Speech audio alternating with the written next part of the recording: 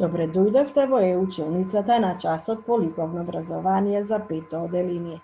Јас сум Виолета Гацовска, оделенски наставник во Основното училиште 11 октомври од Скопје центар.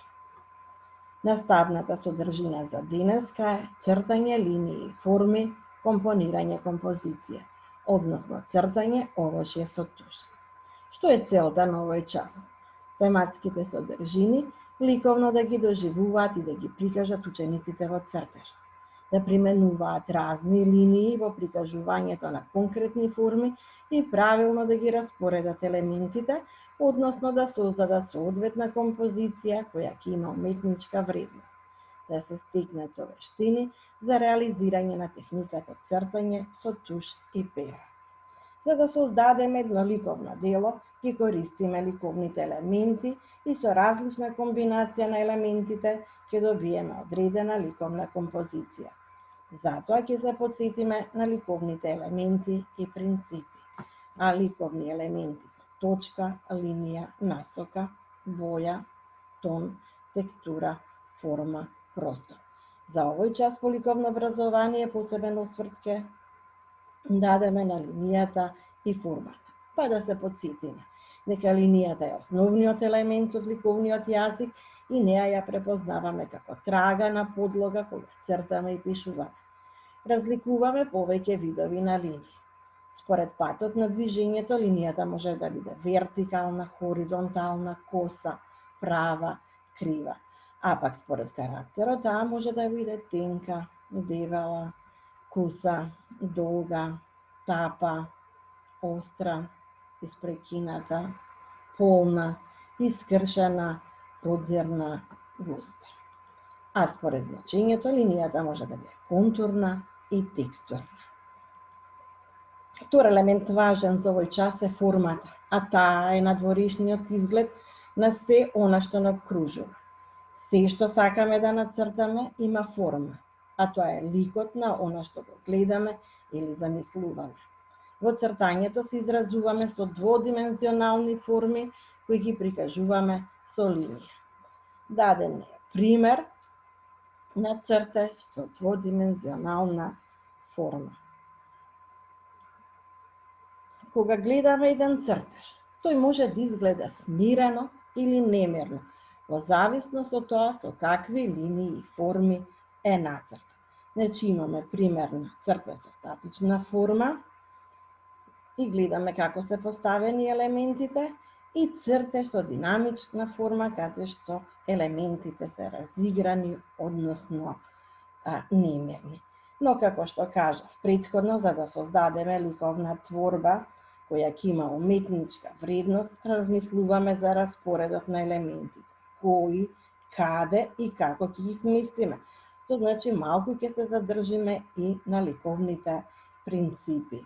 А ликовни принципи се контраст, ритам, хармонија, рамнотежа, градација, пропорција, единство и композиција. Што значи композицијата?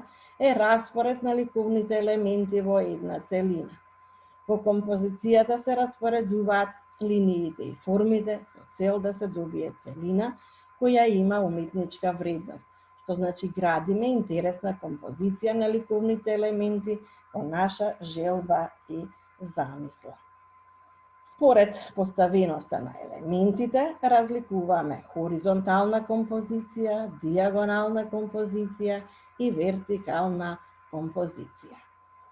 За цртање пак се употребуваат разни видови на материјали, како што се моливот, тушот, фломастерите, јагленот, кредите во боја. На овој час по ликовно образование ќе работите со цртачката техника туш. За да се реализира оваа наставна содржина, потребен ни е следниот материјал за работа.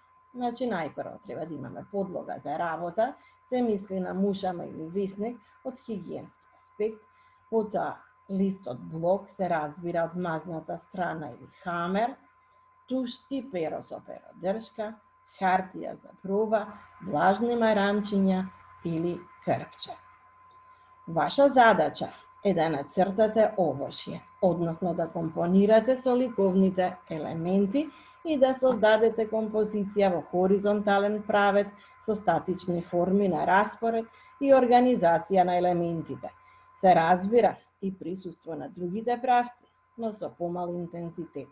Какви линии и форми ќе употребите зависи од вас, од вашата желба и креативност. Значи можете да цртате директно со тушот, но и со претходно направена скица со молив, но само главните контури без исцртување на детали. Бидејќи работата со овој материјал бара голема дисциплина и поголема вештина, мора да се почитуваат насоките за работа со туш.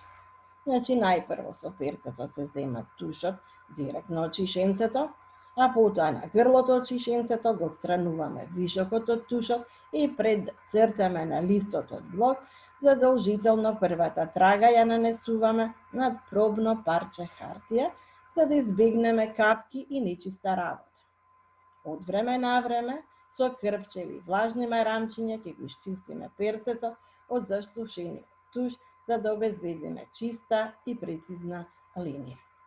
За да добиеме чиста творба, без размачкување или застој во работењето, се црта од лево на десно и од горе надолу. Доколку се случи тушот да капне на место кое не сме го планирале, не треба веднаш да се почнува нов цртеж, туку и ваквите ненамерни грешки му даваат посебен шарм и ликовност на цртежот. Дадените примери нека ве поттикнат да изработите успешен цртеж со линии, форми, компонираме композиција. Ви посакувам успешна и креативна работа, драги ученици. Довидување.